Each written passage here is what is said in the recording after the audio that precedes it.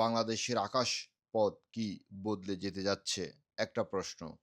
বাংলাদেশের জাতীয় পতাকাবাহী এয়ারলাইন বিমান বাংলাদেশ এয়ারলাইন্স কি সত্যিই দক্ষিণ এশিয়ার অন্যতম সেরা এয়ারলাইন হতে পারে? একদিন কি এমন সময় আসবে যখন বিশ্বের মানুষ বলবে, বিমান Bangladesh means world class service? কিন্তু সে স্বপ্ন বাস্তবে বাংলাদেশের এভিয়েশন সেক্টরে করতে কি দরকার? কি বড় পরিবর্তন দরকার বলে আপনি মনে করেন? হয়তো উত্তরটা লুকিয়ে আছে একটি শব্দের মধ্যে, প্রাইভেটাইজেশন, প্রাইভেট সেক্টরকে দিয়ে দেওয়া। আজ বাংলাদেশের আকাশ বদলাচ্ছে।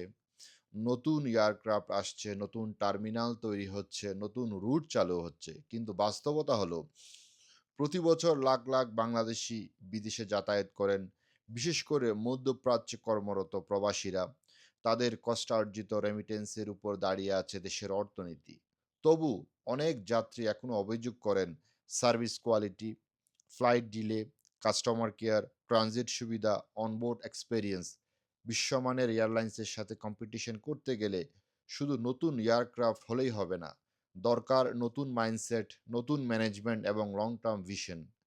সম্প্রতি সরকার আরও নতুন বুইং এয়ারক্রাফট কেনার পরিকল্পনা করছে। কিন্তু প্রশ্ন হচ্ছে, শুধু লোন নিয়ে এয়ারক্রাফট কিনলে কি এয়ারলাইন প্রফিটেবল হবে? নাকি এয়ারলাইন ম্যানেজমেন্টে স্ট্রাকচারাল চেঞ্জ দরকার? অনেক এভিয়েশন অ্যানালিস্ট মনে করেন, যদি বিমান আংশিক বা সম্পূর্ণ প্রাইভেটাইজেশন যায়, তাহলে সার্ভিস কোয়ালিটি, অপারেশনাল এফিসিয়েন্সি এবং রেভিনিউ জেনারেশন সবকিছুই ইমপ্রুভ হতে পারে। বিশ্বে এমন উদাহরণ আগেও দেখা গেছে। পাকিস্তান ইন্টারন্যাশনাল এয়ারলাইন্স একসময় পুরোপুরি গভর্নমেন্ট ওন ছিল, কিন্তু ২০২৫ সালে একটি প্রাইভেট কনসোর্টিয়াম এয়ারলাইনটির ৭৫% ওনারশিপ নিয়ে নেয়। কারণ তারা বিশ্বাস করেছিল প্রাইভেট ম্যানেজমেন্ট দ্রুত ডিসিশন নিতে পারে, বেটার কাস্টমার সার্ভিস দিতে পারে আর ফাইন্যান্সিয়াল লস কমাতে পারে। আরও একটি বড় উদাহরণ এয়ার ইন্ডিয়া। দীর্ঘদিন গভর্নমেন্ট কন্ট্রোলে থাকার পর ২০২২ সালে ভারতের বিখ্যাত টাটা গ্রুপ এয়ার ইন্ডিয়াকে আবার প্রাইভেট ওনারশিপে নিয়ে যায়। এরপর কি হয়েছে জানেন? Massive fleet expansion, service modernisation, new branding, international competitiveness. আজ এয়ার ইন্ডিয়া আবার গ্লোবাল এভিয়েশন ম্যাপে শক্তভাবে ফিরছে। এখন প্রশ্ন হচ্ছে, বাংলাদেশ কি একই পথে হাঁটতে পারে?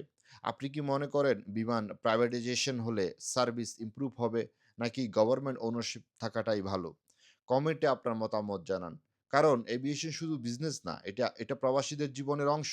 একজন প্রবাসী যখন মাসের পর মাস কষ্ট করে দেশে ফেরেন, তিনি শুধু একটা সিট চান না, তিনি চান সম্মান, ভালো সার্ভিস, নিরাপদ জার্নি এবং নিজের দেশের এয়ারলাইন নিয়ে গর্ব করার অনুভূতি।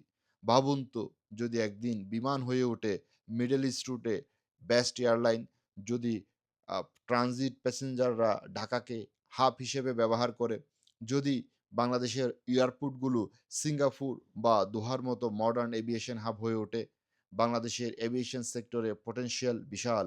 নতুন থার্ড টার্মিনাল, নতুন Boeing fleet, private airlines expansion, tourism growth, cargo operation, remittance traffic, সব মিলিয়ে এখনই সময় সাহসী সিদ্ধান্ত নেয়ার। কারণ আগামী ১০ বছরেই বাংলাদেশের দক্ষিণ এশিয়ার অন্যতম বড় এভিয়েশন মার্কেট হতে পারে। একসময় আমরা শুধু বিদেশি এয়ারলাইনের দিকে তাকিয়ে থাকতাম, কিন্তু হয়তো ভবিষ্যতে বিদেশিরাই তাকাবে বাংলাদেশের আকাশের দিকে। নতুন রানওয়ে, নতুন এয়ারক্রাফট, নতুন স্বপ্ন। এটা শুধু এভিয়েশন না, এটা বাংলাদেশের ভবিষ্যতের উড়াল। আপনি কি চান বিমান Bangladesh airlines world class airline হয়ে উঠুক? প্রাইভেটাইজেশন কি ভালো সিদ্ধান্ত হবে বলে মনে করেন? বুইং না এয়ারবাস, কোন ফ্লিট বাংলাদেশের জন্য বেস্ট হবে? কমেন্টে আপনার মতামত জানান। আর এমন cinematic aviation story, aviation analysis, airport moments এবং বাংলাদেশের আকাশের ভবিষ্যৎ জানতে ফলো করুন আমাদের পেজ প্রাণের চট্টগ্রাম। কারণ বাংলাদেশের আকাশে এখনও অনেক গল্প বাকি।